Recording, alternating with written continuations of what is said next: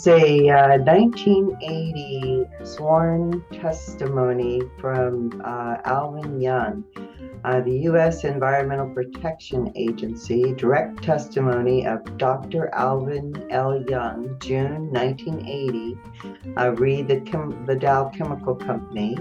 The subject of the testimony is environmental fate of 2378 tetrachlorobenzopdioxin and 2,4,5-trichlorophenoxyacetic acid.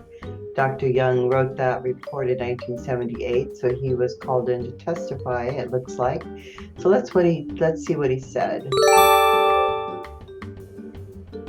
So this is in the United States Environmental Protection Agency before the administrator in re the Dow Chemical Company et al. Direct testimony of Dr. Alvin L. Young, FIFRA docket, numbers 415. I don't know what that means exactly, but let's see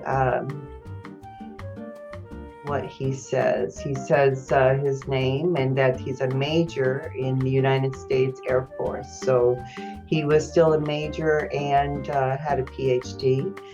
He's appearing at this United States Environmental Protection Agency hearing as a witness for the United States Department of Agriculture.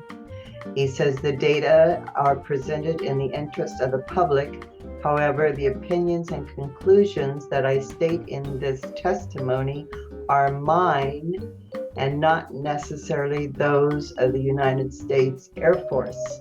And he says here in his statement that I would like to discuss the herbicides used and the historical background involved in these projects. In 1961, the Office of the Secretary of Defense, Washington, D.C., requested the Departments of the Army, Air Force to determine the technical feasibility of defoliating jungle vegetation in the Republic of Vietnam. See Technical Report OEHL-TR78-92, which Alvin Young wrote. 18 different aerial spray tests were conducted with various formulations of commercially available herbicides. The primary herbicides selected for use as defoliants in the heavy jungles of Vietnam were the butyl ester formulations of 2,4-D and 2,4,5-T, which he says in this statement were commercially available herbicides. The choice was based upon the facts that these chemicals had had considerable research, proven performance, were available in large quantities at reasonable costs, and had been known or proven safety in regard to their toxicity to humans and animals.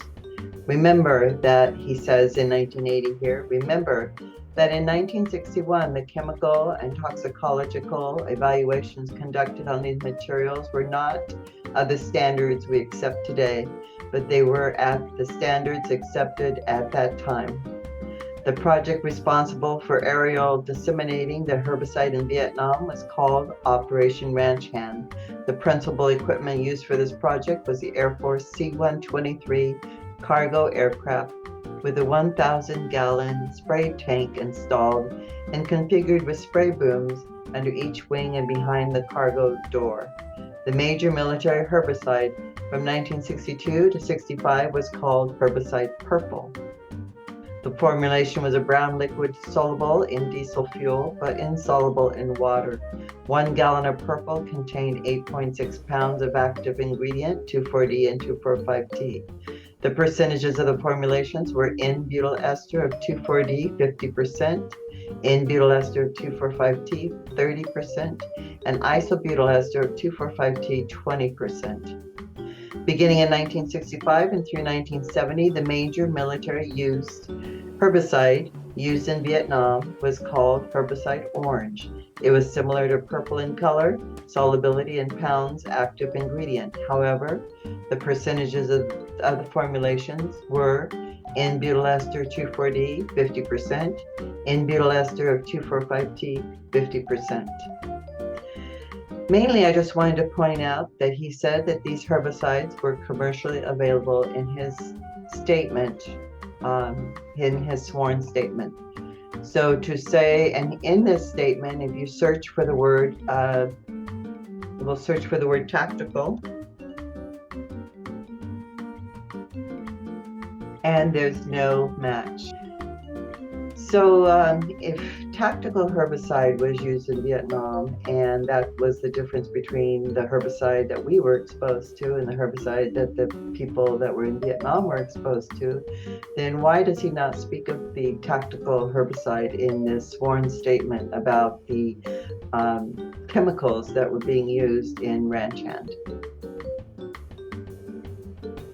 Again, the answer is because it was always a commercial herbicide, as he says in this sworn statement.